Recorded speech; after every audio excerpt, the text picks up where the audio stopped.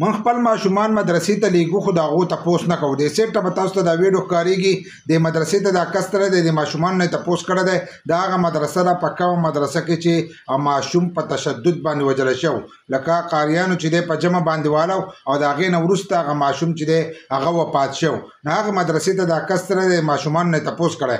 نو ټول ماشومان چې دي دا ورته جاړي او هغه وایي چې قاري صاحب به موږ وهل. او له دې طرفه موږ خپل ماشومان چې دي په زور مدرسې ته لیږو، خو هلته تپوس نه کوو چې دا قاري صاحب د ده سره څه نمونه سلوک چې دی د هلته کې کوي. لکه موږ د هغې تپوس نه کوو که هغه سره هلته تشدد کوي، که هر څه چل کوي، خو موږ د خپلو ماشومانو چې دی د هغې تپوس نه کوو. نو هر قاري صاحب داسې نه وي، خو کمتر پکې داسې راځي چې هغه دا قسمه کارونه چې دي هغه په مدرسو کې کوي، د ماشومانو سره ډېر غټ تشدد کوي. نو پرون د دې د لاسه یو ماشوم مړوند دی، خو دا ویډیو چې دی دا تاسو خالي وګورئ چې دا ماشومان څه وایي.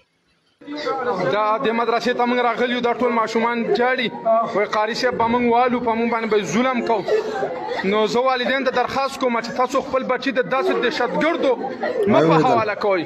ټول ماشومان سره چې د دې مدرسې ته راځي د خپل بچو تپوس کوئ چې دا ماشومان چې دي د وهلو د وجې نه یو کس مړلی او دا ماشومان جاړي، دا وایي د قاري صاحب په موږ باندې به ظلم او تشدد کوو.